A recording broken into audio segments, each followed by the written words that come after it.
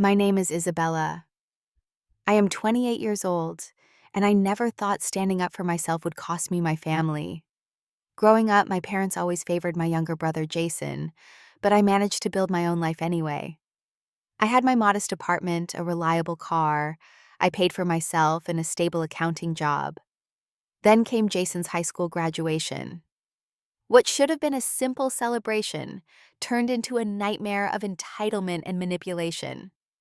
Before I continue with how my family tried to take advantage of me, drop a comment about where you're watching from and subscribe if you've ever had to stand up to family pressure. Trust me, what happened next changed everything.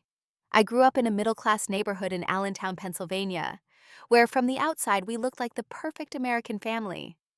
But behind closed doors, the dynamics were anything but balanced.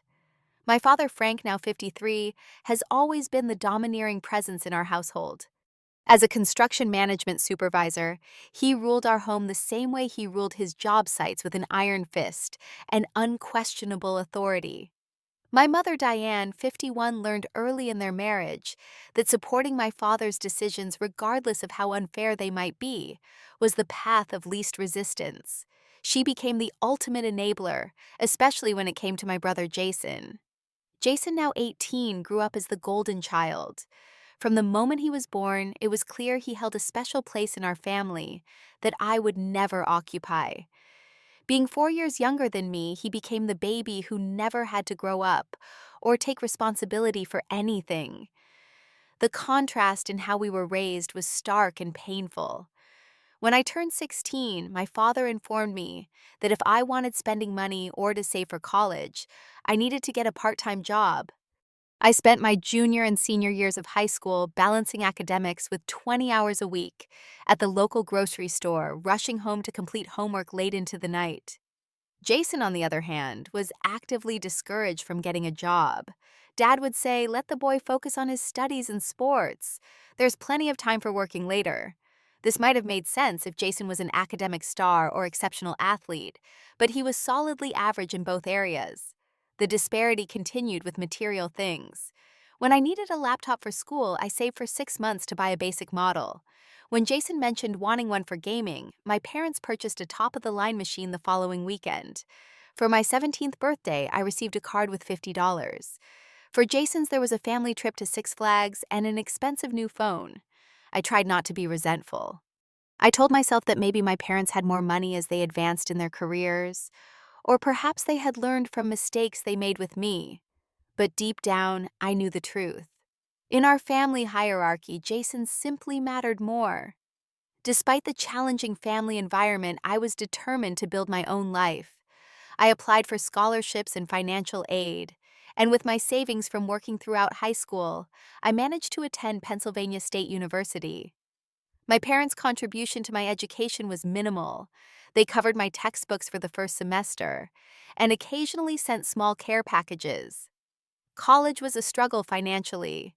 I worked nearly full-time hours while maintaining a full course load, often surviving on ramen noodles and coffee. But those years also gave me my first taste of true independence and helped me develop a fierce self-reliance that would later become my saving grace.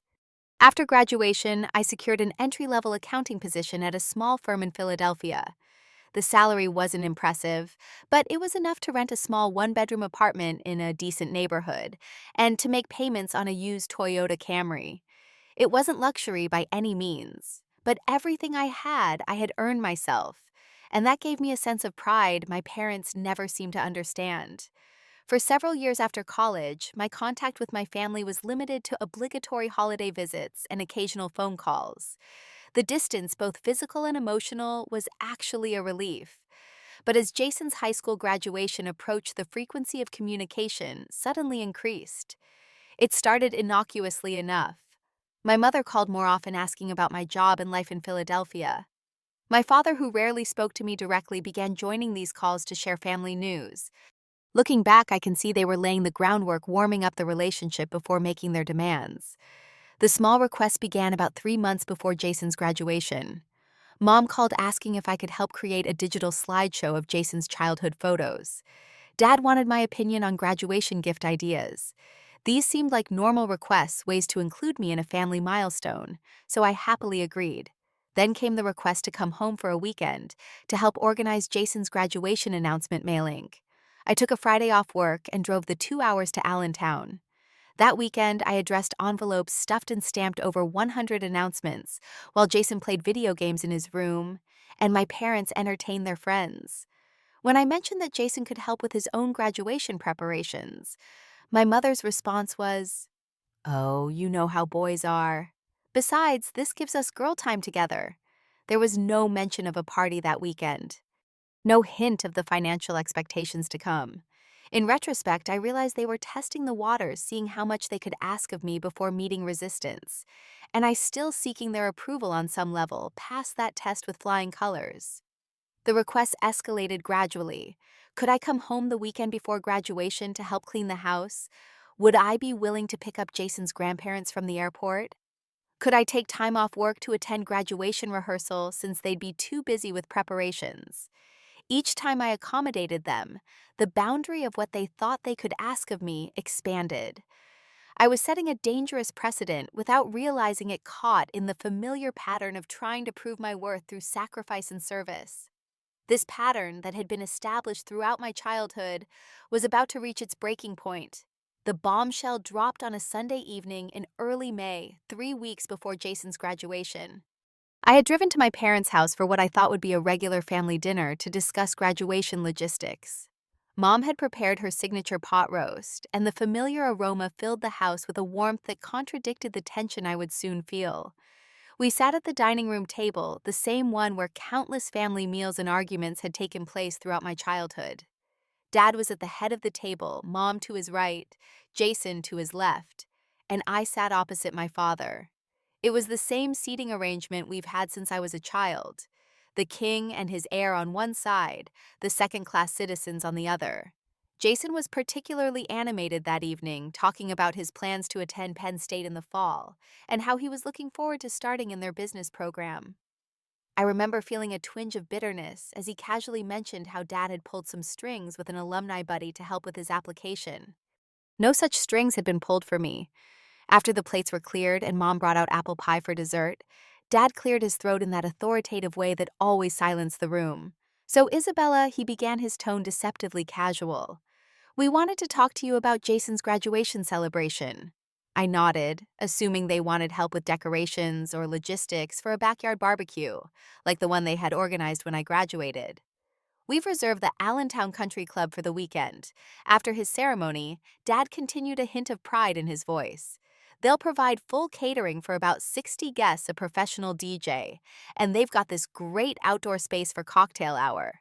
My fork froze halfway to my mouth. The Allentown Country Club was one of the most expensive venues in town.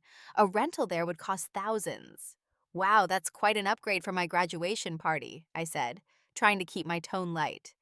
"Well, Jason has a lot more friends than you did," Mom chimed in. "And your father has more business associates to invite now." Dad nodded in agreement. "We've also arranged for a professional photographer, a custom photo booth, and personalized memorabilia for the guests. It's going to be really special." "That sounds expensive," I said carefully. "Worth every penny for our boy," Dad replied, reaching over to ruffle Jason's hair, as though he were still a child rather than an 18-year-old man. "He only graduates high school once." I smiled tightly, wondering why I had been summoned for this conversation. I certainly wasn't being consulted about the planning. It seemed all decisions had already been made. "That's where you come in," Dad continued, as though reading my thoughts. "The total is coming to about $9,200, and we thought it would be fair for you to contribute 25%. I choked on my water. "25%. That's $2,300. Dad nodded, as though this was the most reasonable request in the world. "You have a good job now. No student loans thanks to your scholarships, and it's important for family to support each other during milestones." I stared at him in disbelief. I couldn't tell if he was joking or not. Even if I had no student loans, which wasn't true, I still had about $15,000 in debt, despite my scholarships. They were asking me for more money than I had in my savings account. "Are you serious?" I finally managed to ask. "I can't afford that. I have rent car payments, utilities, and I am still paying off my student loans." Mom's face immediately shifted to her disappointed expression. Don't you want your brother to have special memories of his graduation? It's a once-in-a-lifetime event. Jason, who had been unusually quiet, finally spoke up. Come on, sis. It's not that much money for you. You have that fancy accounting job in the city. I could feel my blood beginning to boil. My fancy accounting job paid $45,000 a year before taxes, and Philadelphia was an expensive city to live in. After all my expenses, I was putting away maybe $300 a month into savings if I was careful. I don't think you understand my financial situation, I said, trying to keep my voice even. I simply don't have that kind of money to spare right now. But I could help you plan a nice celebration within a more reasonable budget. We could do something in the backyard like you did for my graduation. That was lovely, Dad scoffed. That was different. We had less money then, and frankly, there were fewer people interested in celebrating your graduation.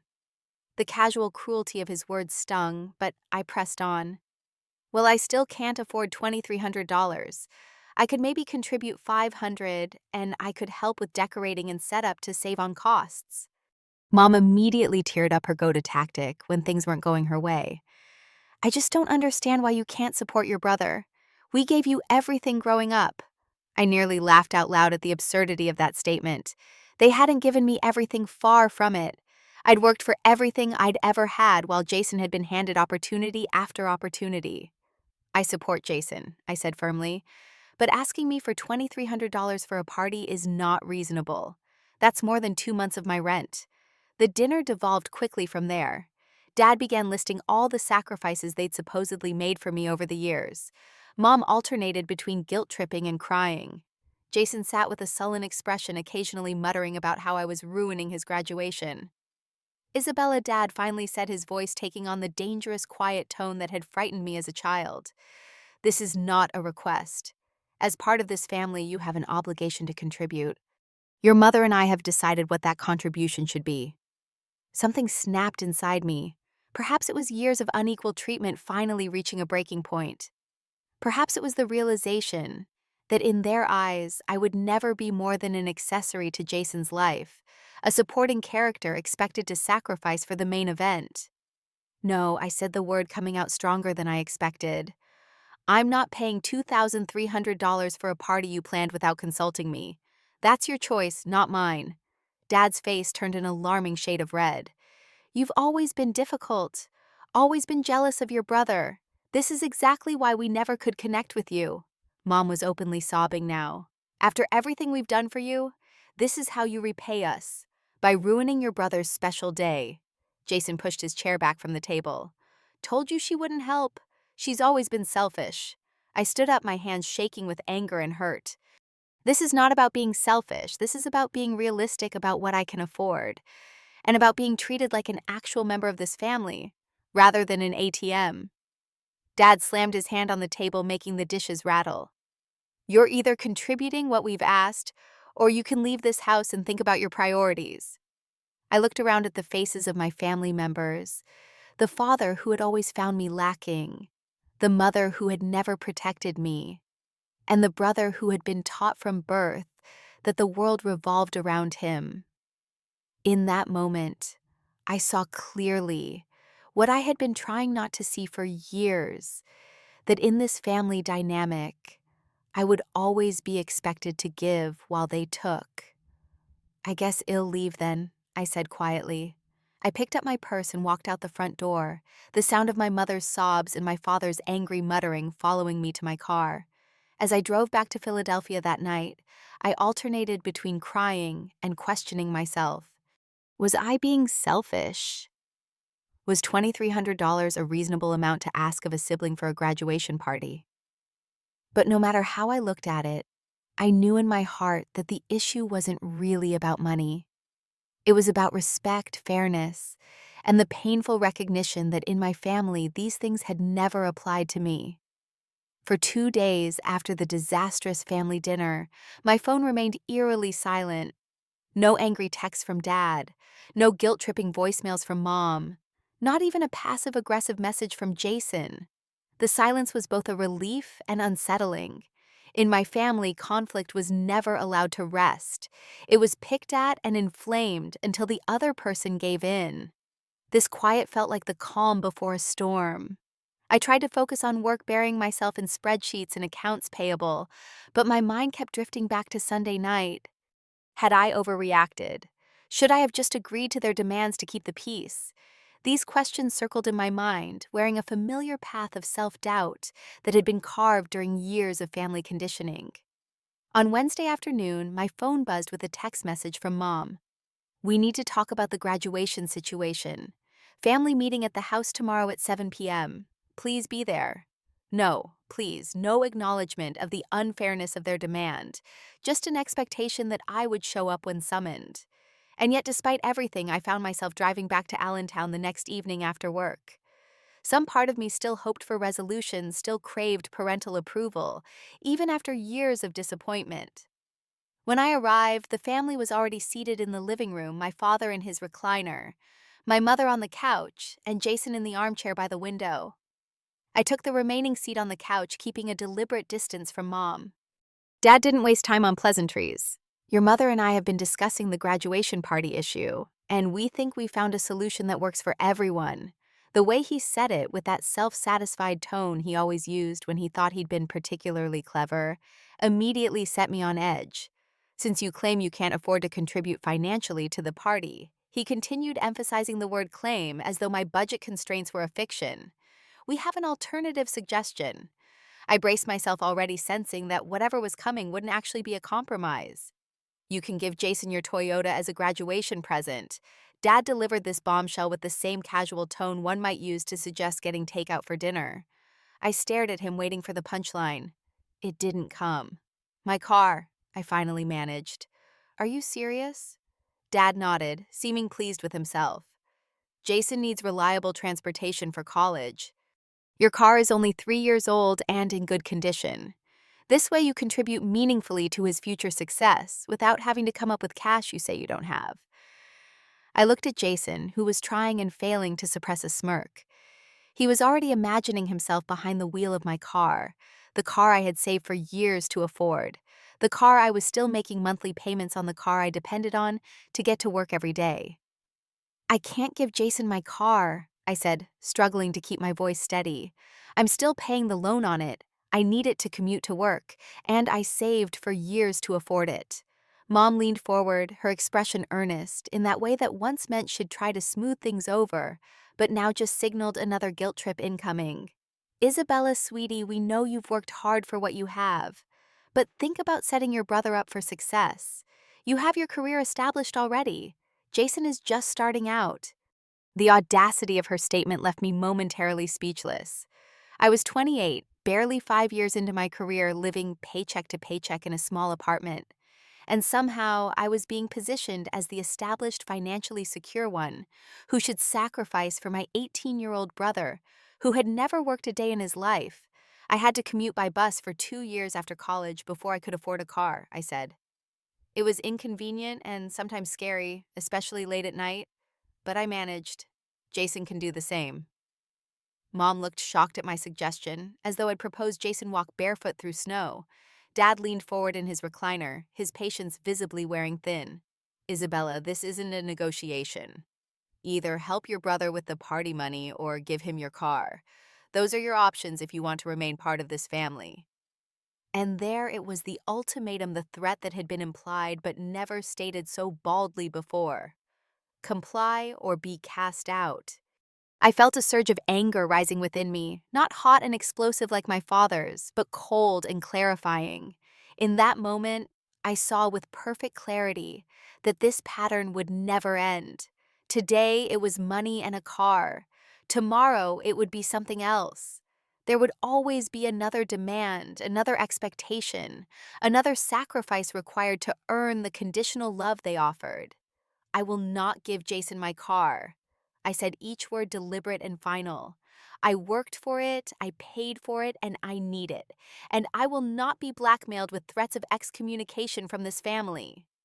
Dad's face darkened. "As long as you live under our roof." He began, falling back on his favorite phrase from my teenage years. "I don't live under your roof," I interrupted.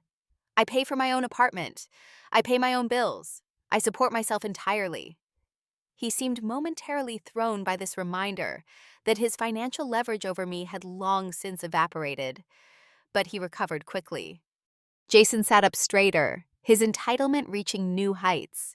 "You're so selfish, Isabella. You don't even use your car that much. You live in the city where there's public transportation. I'll actually need it for college." I turned to look at my brother, really look at him, and saw not the baby boy I had once adored, but a young man shaped by years of preferential treatment into someone who genuinely believed the world and everyone in it existed to serve his needs. "No, Jason," I said quietly. "You're the one being selfish. You've been given everything your entire life while I've had to work for every single thing I have. And now you're demanding the one big purchase I've made for myself. That's not happening. You're destroying this family, Mom," said, tears streaming down her face. "All over a car and some money. Is that really worth more to you than your relationship with us?" The irony of her question struck me. They were the ones placing a price tag on our relationship, $2,300, or one Toyota Camry, to be precise. "I think I should go," I said, standing up. "This isn't productive, and I won't be bullied into giving up something I worked hard for and still need. If you walk out that door without agreeing to help your brother," Dad said, his voice dangerously quiet, "don't bother coming back. You're clearly not the daughter we raised you to be." The words hit me like a physical blow, but I managed to keep my composure as I walked to the door. It was only when I reached my car, the car they expected me to simply hand over, that I allowed the tears to fall. As I drove back to Philadelphia through blurred vision, I realized something fundamental had shifted. The threat that had always loomed over me, the fear of being cut off from my family, had finally been executed. And while it hurt more than I could have imagined, there was also a strange sense of liberation in having the worst finally happen. They could no longer hold that threat over me. Whatever came next, I would face it on my own terms. 2 days after I refused to give up my car, my parents showed up unannounced at my apartment in Philadelphia. I had just returned from grocery shopping when I spotted their familiar sedan parked outside my building. My stomach immediately knotted with anxiety, but I took a deep breath and reminded myself that this was my home, my territory, not theirs. I found them waiting outside my door, my father looking impatient, and my mother nervously checking her watch. When they saw me approaching with my grocery bags, neither moved to help. "May I ask why you're here?" I said as I unlocked my door. The formality in my voice sounded strange even to my own ears, but it felt like necessary armor. "We need to finish our conversation," Dad said, following me inside without waiting for an invitation. My apartment was small, a compact living area connected to a kitchenette, one bedroom, and a bathroom that barely fit a shower stall. It was nothing fancy, but it was clean, organized, and most importantly, mine. Seeing my parents inside my space felt like an invasion, especially when Dad settled himself on my couch as though it were his own recliner back home. Mom remained standing, her eyes darting around my apartment, no doubt cataloging all the ways it failed to meet her standards. "Have you thought about what we discussed?" She asked, her voice softer than Dad's, but no less manipulative. "Yes, I have," I replied as I put my groceries away. "And my answer hasn't changed. I can't afford to contribute that much money to Jason's party, and I certainly can't give him my car." Dad leaned forward, his elbows on his knees, fixing me with the stern look that used to make me quake as a child. "Isabella, I don't think you understand the seriousness of this situation. This isn't some petty disagreement. This is about your commitment to this family." I closed the refrigerator door and turned to face them fully. I am committed to a healthy family relationship, one based on mutual respect and reasonable expectations. "What's happening now is neither respectful nor reasonable," Dad scoffed. "Respect is earned. And in this family, that means prioritizing each other's needs, even when one person's needs always seem to matter more than another's," I countered. Mom sighed dramatically.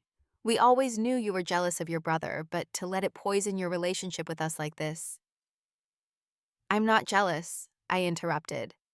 "I'm tired. Tired of being treated like my only value to this family is what I can provide.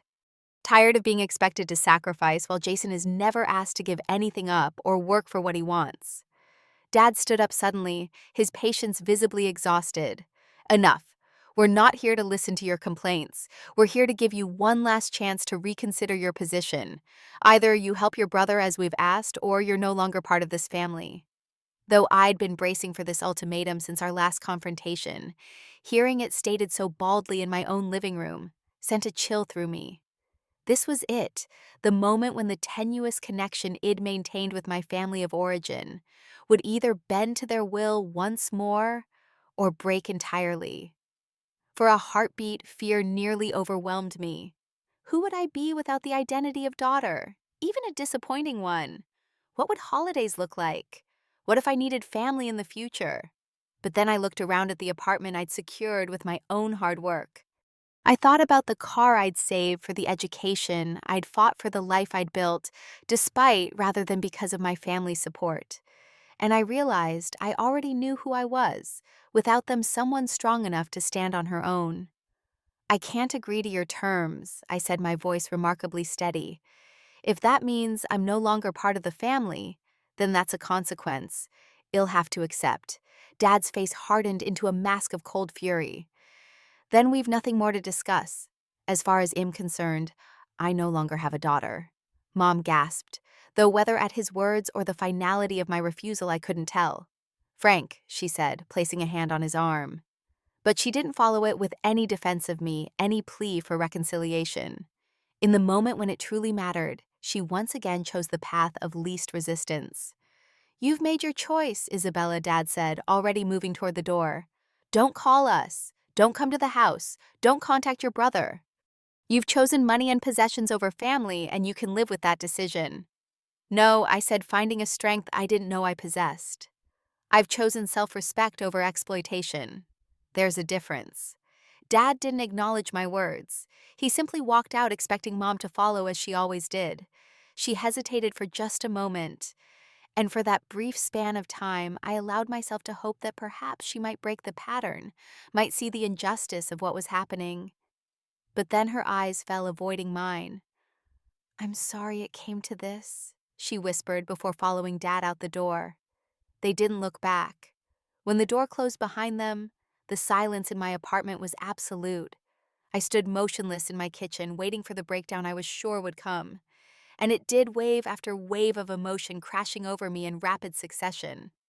First came shock and disbelief. Had that really just happened? Had my father really disowned me over money and a car? It seemed too extreme, too final to be real. Then came a grief so profound it drove me to my knees on the kitchen floor. I had lost my family. Regardless of how dysfunctional our relationship had been, they were still my family, my history, my roots. The finality of that loss hit me with physical force, stealing my breath and blurring my vision with tears. Anger followed a white-hot rage at the unfairness of it all. Years of unequal treatment culminating in this ultimate rejection. How dare they place such a price tag on family membership? How dare they make Jason's graduation about their status rather than his achievement? As the anger ebbed, depression took its place. I called in sick to work the next day, unable to face colleagues or spreadsheets. I lay in bed, curtains drawn, replaying every moment of the confrontation, searching for something I could have said or done differently to change the outcome. I might have remained in that dark place indefinitely, if not for my friends Sarah and Miguel. When I didn't respond to their texts, they showed up at my apartment with takeout food and unwavering support. They listened as I poured out the whole sordid story, expressing outrage on my behalf when I was too numb to feel it. How could they do this to you? Sarah demanded, her fury on my behalf, oddly comforting. Over money for a party. That's insane. Miguel, always the more practical one, helped me think through the logistics of my new reality. You might want to change your emergency contact information at work, he suggested gently, and maybe look into therapy. This is a lot to process on your own. Their presence that night was a lifeline, a reminder that family isn't always defined by blood. They stayed late into the evening, making sure I ate, helping me clean up the apartment I'd neglected during my depression, and extracting a promise that I would call if the darkness became too overwhelming. The weeks that followed were among the most difficult of my life. I threw myself into work staying late at the office because going home to an empty apartment meant confronting my new reality. I struggled to focus on tasks that had once been second nature, making careless errors that earned me a concerned check-in from my supervisor. Following Miguel's advice, I started seeing a therapist, Dr. Lin, who specialized in family trauma. Our first session was mostly me crying as I recounted the story of my disownment. But as the weeks passed, our conversations began to unearth patterns. I'd never fully recognized the constant competition with Jason. I was set up to lose the shifting goalpost of parental approval, the way I'd internalized the family narrative that I was difficult and demanding, while Jason was deserving and special. For the first time, I began to see that the dysfunction wasn't something I had caused through some inherent defect, but something that had been constructed long before I was old enough to recognize or resist it. This understanding didn't immediately heal the wound of rejection, but it did help me stop pouring salt into it through self-blame. May arrived, and with it Jason's graduation, a milestone I would not be permitted to witness. I sent him a card with a $50 gift certificate, not out of spite, but because it was what I could genuinely afford. The card was returned unopened with "Return to Sender" scrawled across the envelope in my father's handwriting. That return card, more than anything else, drove home the reality of my situation. This wasn't a temporary rift that would heal with time. This was an excision, clean and complete. I had been cut out of the family narrative as thoroughly as if I'd never existed. The realization was painful, but also clarifying. If this was truly the end of my relationship with my family of origin, then I was free to build something new, a life unencumbered by their expectations and conditional love. It was a freedom I had never asked for, purchased at a price I would never have willingly paid. But it was mine now, and slowly, painfully, I began to consider what I might do with it. 6 months after being disowned by my family, I found myself sitting in Dr. Lin's office for our weekly therapy session. The raw, jagged edges of my grief had begun to smooth, though the pain still surfaced at unexpected moments. A family laughing together at a restaurant could bring me to tears, or the sight of a father and daughter walking hand in hand might send me spiraling into memories of a time when I still believed my dad hung the moon. The healing wasn't linear, Dr. Lin reminded me often. There would be good days and bad days, progress and setbacks. But looking back over those 6 months, I could see how far I'd come. I've been thinking a lot about patterns I told her that day, about how my family operated on this unspoken agreement that Jason was the sun and the rest of us were just planets in his orbit. "And where were you in this solar system?" she asked. I considered the question. "Pluto, maybe," I said with a small smile. "Technically part of the system, but so distant and cold that people debate whether I even count." Dr. Lin didn't smile back. Instead, she fixed me with that penetrating gaze that always made me feel peeled back a layer of my defenses. "Did you ever challenge that arrangement before the graduation party incident?" The question gave me pause. Had I? There had been moments of resentment, certainly, times when the unfairness chafed, but had I ever directly confronted it? No, I admitted. I accepted it as just the way things were. I tried to earn my place by being the responsible one, the low-maintenance one, the one who didn't cause trouble. And yet, despite playing by those rules, you were still cast out when you finally drew a boundary. I nodded, feeling the familiar ache of that rejection. "So the rules were rigged from the start," she said gently. "You could never win in that system, Isabella. Not because of any failing on your part, but because the system itself was designed to maintain a specific dynamic with Jason at the center." That session marked a turning point in my healing journey. I began to see that my worth hadn't been the variable in the equation of my family relationships that had remained constant. It was their inability to see and value me that had fluctuated based on how well I fulfilled their expectations. With this new perspective came a gradual shift in how I viewed myself and my future.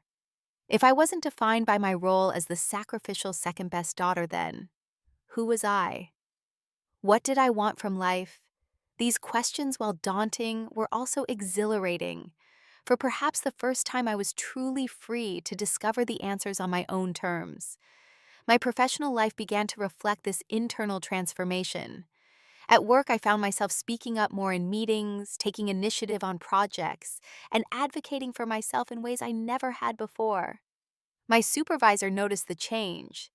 "You've really stepped up these past few months, Isabella," she told me during my performance review. "There's a confidence in your work that wasn't there before.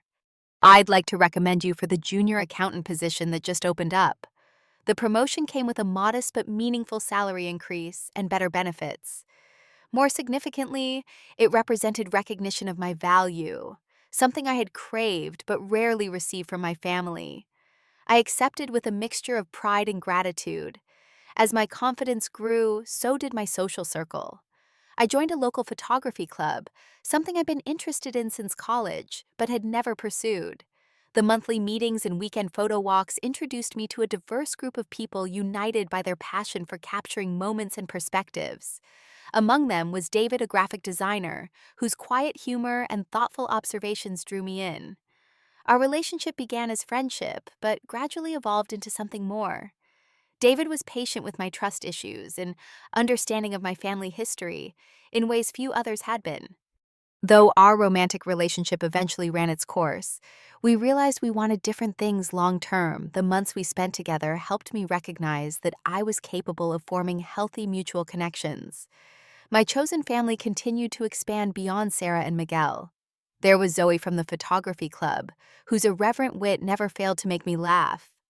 There was Paul, my cubicle neighbor at work, who shared my love of obscure documentaries and terrible puns. There was Mrs. Abernathy, my elderly neighbor, who taught me to bake bread and listened to my troubles with the wisdom of her 87 years. These connections, unlike those with my family of origin, were based on genuine affection and reciprocity. When I gave, it was freely, not under duress. When I received help or kindness, it came without strings attached. This was how relationships were supposed to work. I realized a revelation both healing and heartbreaking in its simplicity. As Thanksgiving approached, Sarah and Miguel invited me to join their friend group for an orphan Thanksgiving, a gathering of people who for various reasons couldn't or wouldn't spend the holiday with biological family. The day was chaotic, loud, and utterly unlike the formal tense Thanksgiving dinners of my childhood. We ate from mismatched plates, drank too much wine, played ridiculous games, and laughed until our sides hurt. It wasn't perfect, but it was real and warm in a way my family holidays had never been. Christmas presented a different challenge. The bombardment of family-centered advertising and media made the absence of my own family impossible to ignore. I decided to volunteer at a local shelter on Christmas Day, partly to distract myself, and partly to create new associations with the holiday. Serving meals alongside other volunteers, seeing the gratitude of those who had so much less than I did, shifted my perspective once again. Family might have rejected me, but I could still be part of a community, could still contribute meaningfully to others' lives. It was during this period of growth and rebuilding that I had an unexpected encounter with my mother's sister, Aunt Patricia. We'd never been particularly close. She lived in Boston and visited rarely, but she'd always been kind to me. She called out of the blue one Saturday afternoon in January. "Isabella, is that you?" Her familiar voice came through the phone. "Aunt Patricia." I was genuinely surprised. "How did you get my number?" "Your old college roommate is friends with my daughter's colleague," she explained in that convoluted way family connections often work. "I've been trying to reach you since I heard what happened." My heart sank. "So you've talked to Mom and Dad?" "Yes," she confirmed, "and I don't agree with how they've handled this at all. That's why I'm calling. I thought you might want to know what's been happening." Despite my resolve to move forward, curiosity won out. "What kind of shape are they in?" I asked. Aunt Patricia didn't sugarcoat it. "Not good, Isabella. That ridiculous party put them in debt for one thing. $9,000 for a high school graduation, pure insanity." I was stunned. They went through with it even after... "Oh, yes," she confirmed. "Frank wouldn't back down after making such a fuss. But it gets worse. Jason dropped out of college after the first semester. Said it wasn't for him. He's living at home now, no job, no plans." The news shouldn't have surprised me, yet somehow it did. Despite everything I had believed Jason would succeed in college, he'd always been set up for success after all. Your parents bought him a car too, Aunt Patricia continued. A new Honda not as sensible as your Toyota. They're struggling to make the payments on it now with all their other expenses. I felt a complex mixture of emotions: vindication that I'd been right to refuse their demands, sadness for the financial hole my parents had dug themselves into, and am ashamed to admit a small, mean spark of satisfaction that the golden child was finally showing his true colors. The extended family is talking, Aunt Patricia added. No one understands why they cut you off over this. Even your dad's brother thinks they've gone too far. It was oddly comforting to know that others in the family saw the injustice of what had happened. For so long, I had been the difficult one, the problem child. To have others recognize that the problem might lie elsewhere was validating in a way I hadn't realized I needed. Do you want me to pass on a message?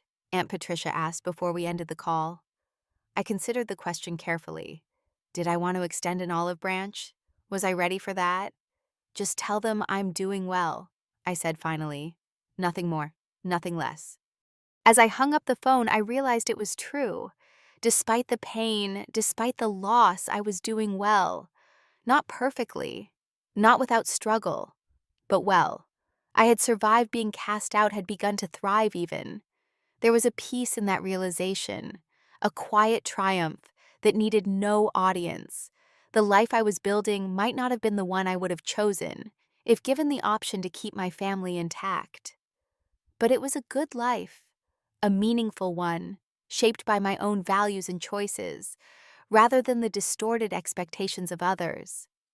And for perhaps the first time, I found myself genuinely grateful for the freedom to discover who I could be outside the narrow confines of my family role.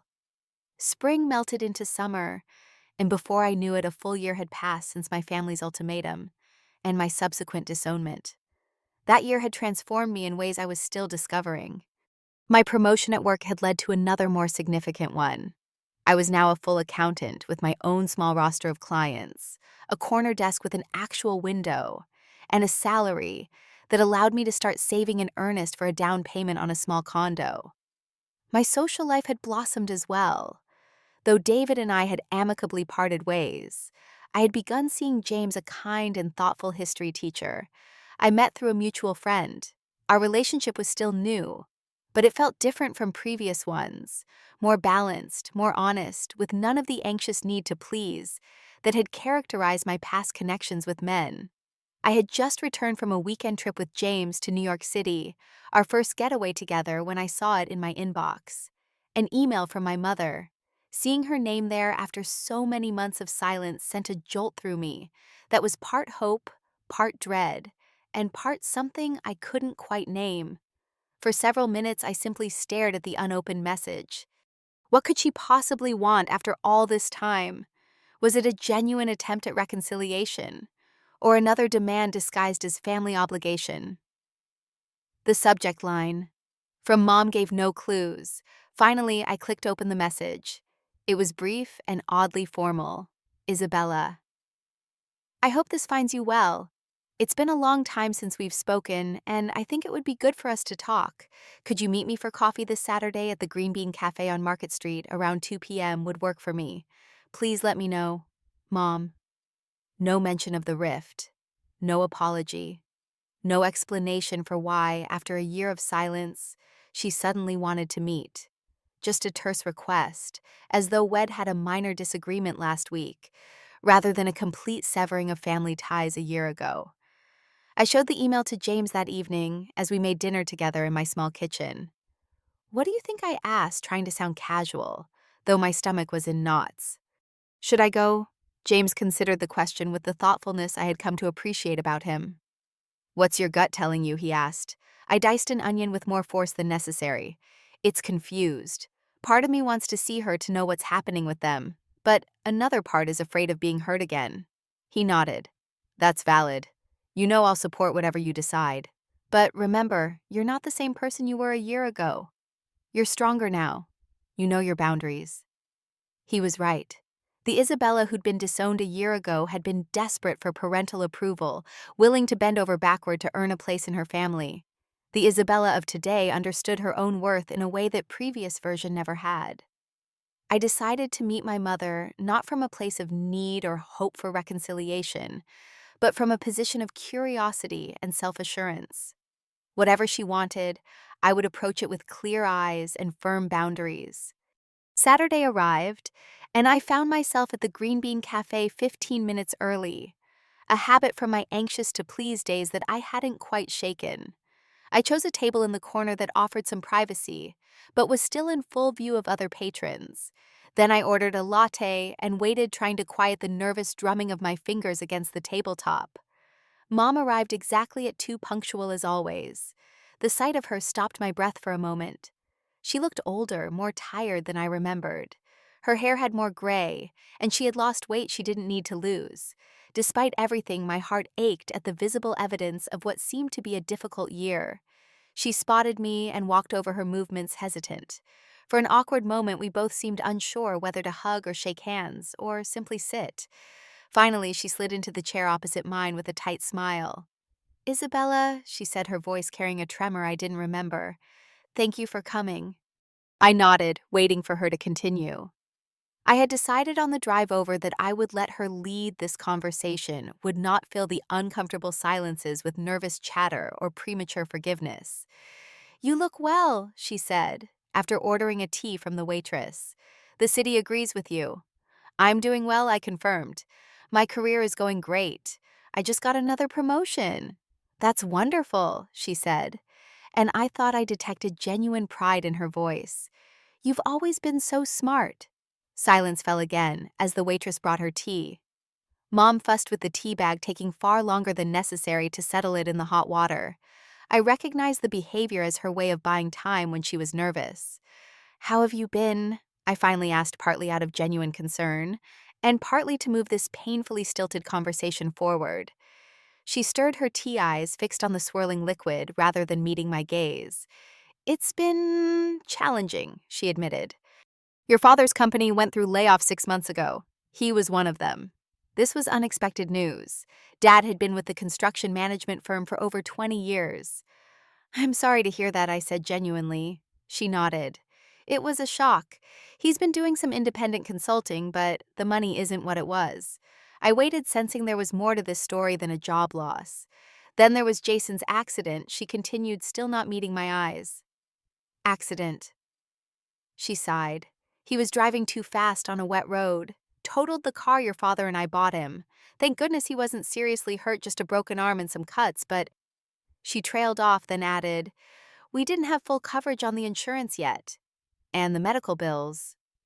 I started to see where this conversation was heading, and a familiar knot of dread formed in my stomach. But I let her continue, determined to hear her out completely before responding. She finally looked up at me, her eyes shining with unshed tears. "It's been hard, Isabella. Really hard. Your father's pride took such a hit with the job loss. And Jason, he's working at Burger King now, can you believe it?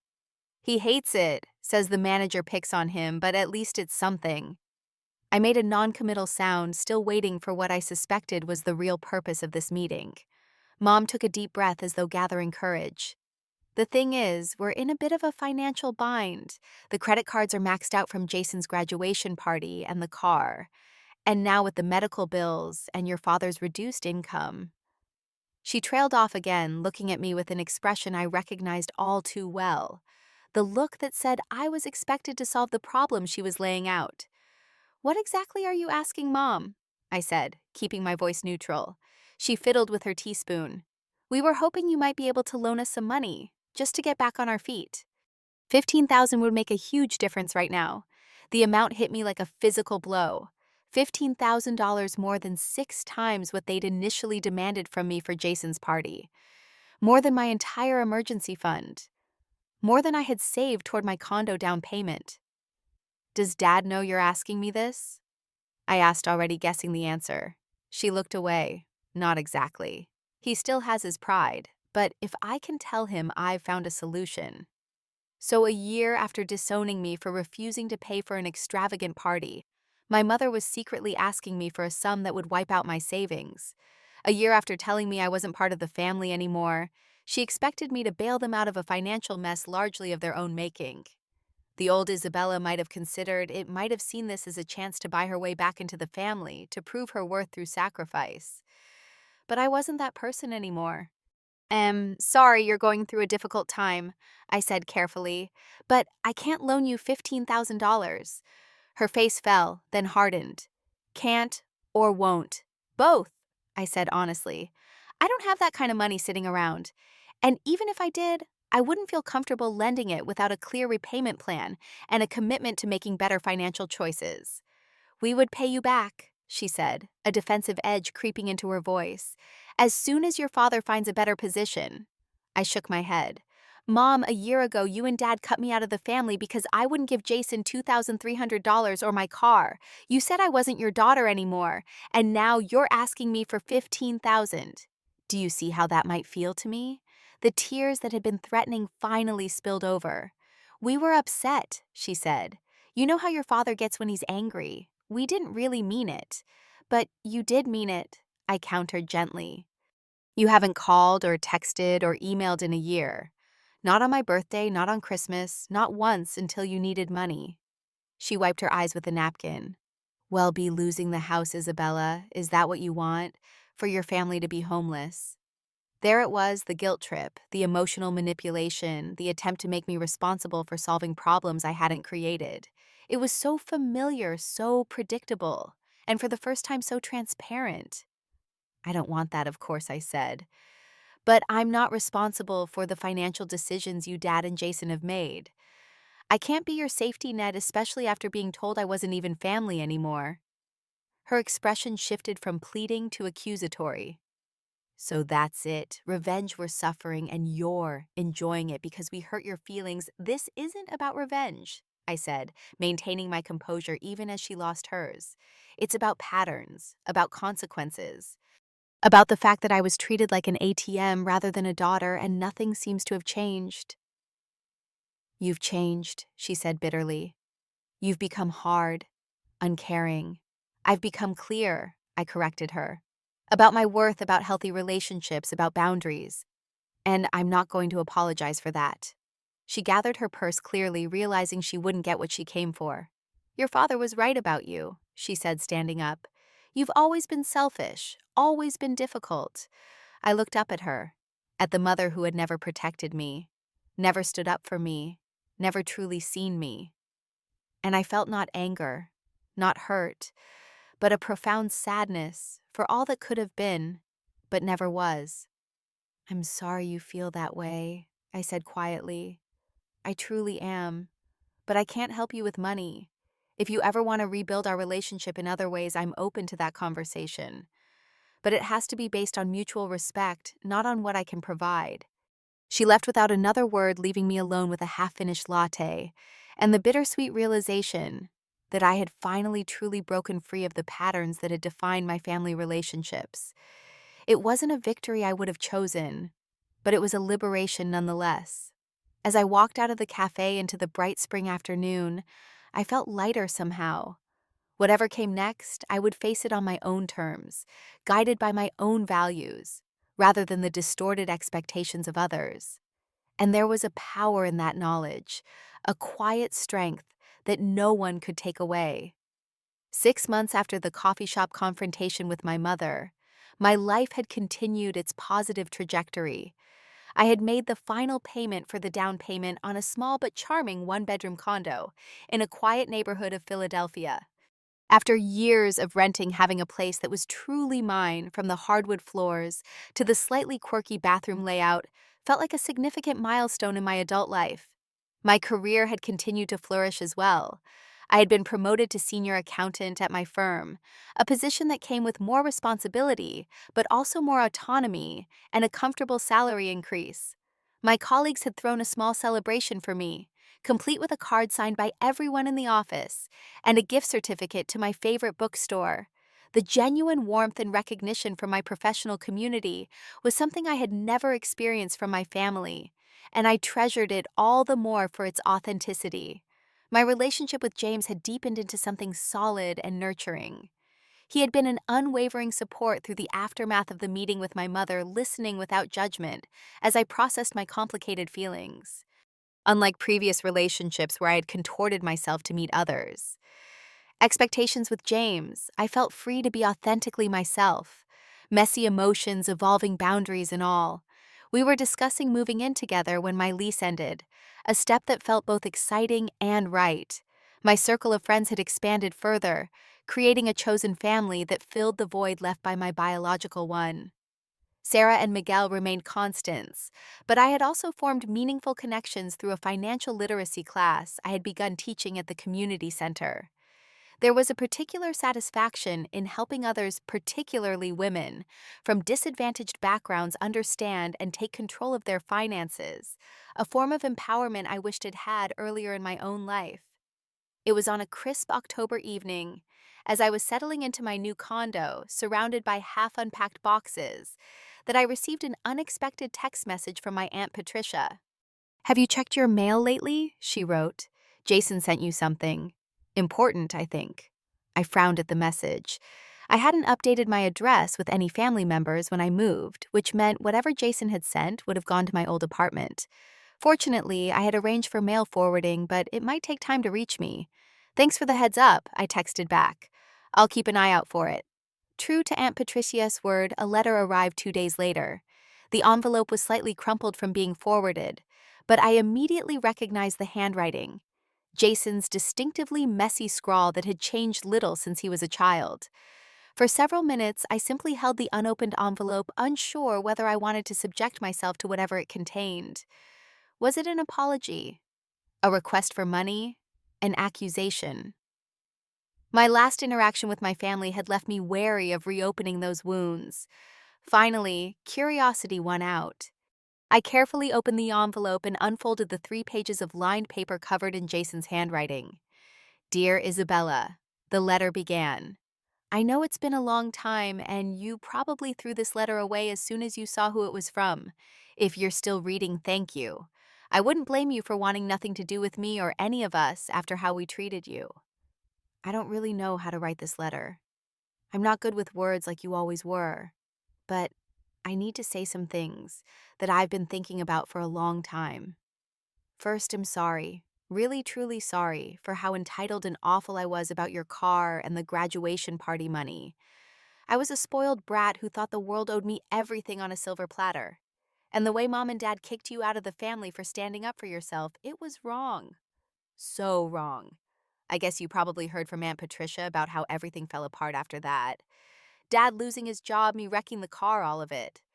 But what you might not know is how it changed me. Being forced to actually work for a living, seeing how Mom's and Dad's favoritism messed me up. They never taught me how to handle real life because they were too busy shielding me from it. Working at Burger King has been the hardest thing I've ever done, but also maybe the best thing for me. For the first time, I'm earning my own money, dealing with difficult customers and managers, learning what it's like to be tired at the end of a shift. All the things you were doing at my age while I was playing video games and expecting everything to be handed to me. I'm still living at home, but am saving up to get my own place. And I've enrolled in community college for the spring semester. Not business like Dad wanted, but culinary arts. Turns out I actually enjoy cooking, which I discovered when I had to start making meals at home after Mom took a part-time job at the mall. I know this probably sounds like too little too late. And maybe it is. But I wanted you to know that I've been doing a lot of thinking about how unfairly you were treated by all of us, me included. You were always the responsible one, the one who worked hard and did the right thing, and somehow that got twisted into making you the family scapegoat. I miss you, Izzy. I miss your advice and your terrible jokes and how you used to help me with my math homework even when I was being a pain about it. I don't expect forgiveness, I haven't earned that yet. But I was hoping maybe if you're willing, we could talk sometime. Maybe meet for coffee or just text. Whatever you're comfortable with. No pressure. I understand if you want nothing to do with me. But I wanted you to know that at least one member of this family has realized how wrong we were. Your brother, if you still have me, Jason, P.S. Mom and Dad don't know I'm writing to you. They're still them, Dad especially. But I'm trying to make my own decisions now, and reaching out to you felt like the right one. I read the letter twice, then a third time, tears blurring my vision. The words seemed genuine. Jason's writing had always been more straightforward than either of my parents, less weighted with manipulation and hidden agendas. And the details about culinary school, about his job, rang true. These weren't the choices my parents would have guided him toward, which suggested he really was trying to find his own path. After sitting with the letter for several days, consulting with Dr. Lynn in therapy, and talking it over with James, I decided to respond. Not with immediate forgiveness, Jason's letter had acknowledged that would be premature, but with an openness to the possibility of reconnection. We arranged to meet for lunch at a neutral location, a diner halfway between Philadelphia and Allentown. When I arrived, Jason was already there, seated in a booth near the back, nervously shredding a paper napkin. He looked different somehow. Thinner, yes, but also less polished, less coddled. His hair was cut short in a practical style, rather than the trendy cuts our parents had always paid for, and his clothes were simple and slightly worn. "Hey," I said, sliding into the booth opposite him. He looked up, a relief washing over his face. "I wasn't sure you'd come." "Neither was I admitted. An awkward silence fell between us, years of family dynamics and the painful rift creating a chasm that seemed impossible to bridge in a single lunch. "So, culinary arts," I finally said, latching onto the one neutral topic from his letter. His face lit up, and for a moment I caught a glimpse of the little brother I had once adored before family patterns had turned us into adversaries. "Yeah, I started helping with cooking after Mom took that retail job, and it turns out I'm not terrible at it. I like how tangible it is. You follow steps, you create something, people enjoy it. It's satisfying in a way business classes never were." As the meal progressed, the conversation gradually became less stilted. Jason told me about his experiences at Burger King, the entitled customers who reminded him uncomfortably of his former self, the manager who rode him hard, but also taught him valuable lessons about responsibility, the co-workers who had become unexpected friends. I shared bits of my life as well, my new condo, my promotion, my community center teaching. But I was careful not to mention money or financial details, still wary of where this reconciliation attempt might be heading. "Mom asked you for money, didn't she?" Jason said abruptly, as though reading my mind. Last spring I tensed, then nodded. $15,000. He winced. "I found out afterward. Dad was furious when she told him she'd approached you and been turned down. Said you were flaunting your success while the family suffered." I started to defend myself, but Jason held up a hand. "I'm not saying he was right," he clarified quickly. "He wasn't. It was incredibly hypocritical after what they did to you. I'm just telling you what happened." I appreciated his honesty and the fact that he wasn't trying to manipulate me into feeling guilty. "Are they still struggling?" I asked, curious but not responsible. He nodded. "The house is on the market, but it's not selling for what they hoped. They'll probably move into an apartment next month. Dad's working at a smaller construction firm now, but the pay's not great and the commute is brutal. Mom's job at the mall barely covers groceries. And how are you handling all of this?" I asked Jason, genuinely concerned about his welfare despite everything. He gave a small, rueful smile. "Better than I would have a year ago. It's been a wake-up call seeing how fragile everything was. Makes me appreciate what you accomplished on your own all the more." The acknowledgement, so simple yet so profound, touched something deep within me. All those years of feeling invisible, of having my efforts dismissed or taken for granted. And here was my brother finally seeing me clearly. As we finished our meal, Jason tentatively asked if we could stay in touch. Maybe text occasionally, possibly meet up again in a few months. I agreed with clear boundaries. This was about rebuilding a sibling relationship, not about becoming entangled in family finances or dynamics again. "Have Mom and Dad tried to contact you?" I asked as we prepared to leave. He shook his head. "They don't know I'm here today. I think Dad would consider it a betrayal, honestly. And Mom, she's caught in the middle as usual." I nodded, unsurprised, but still a little saddened. Some patterns were too deeply ingrained to change, especially without the motivation or insight to do so. As we walked to our cars, Jason paused. "There's one more thing I wanted to say." he said suddenly, looking younger and more vulnerable. I'm proud of you, Izzy, for standing your ground, for building your own life, for not letting them define you. I hope someday I can be half as strong. The simple sincerity of his words brought tears to my eyes.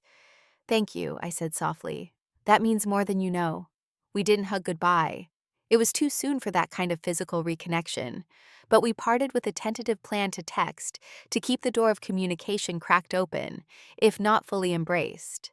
As I drove back to Philadelphia, I reflected on the strange winding path that had led me here.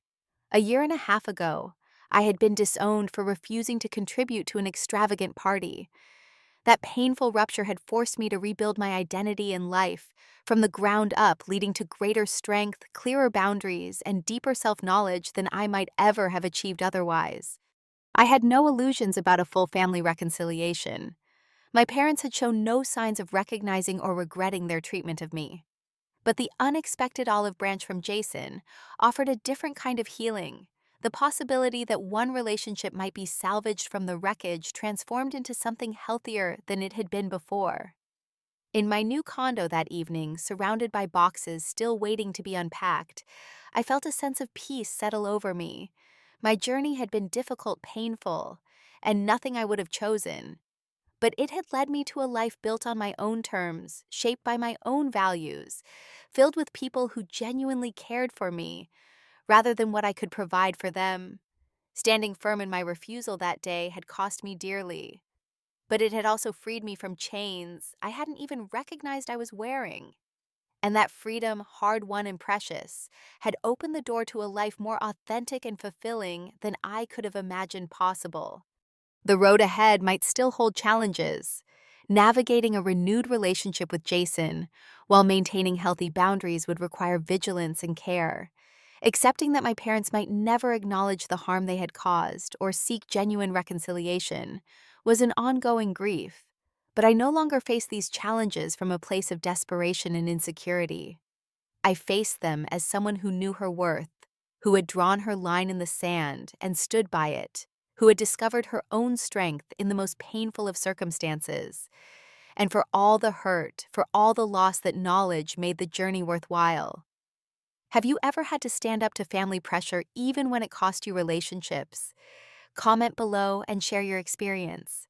Did you set boundaries that others couldn't accept? How did it change you? Remember to like this video if it resonated with you. Subscribe for more stories of personal growth through difficult circumstances, and share with someone who might need to hear that standing firm in their own worth is always the right choice, no matter how painful. Thank you for listening to my story, and remember that sometimes the greatest freedom comes from the hardest goodbyes.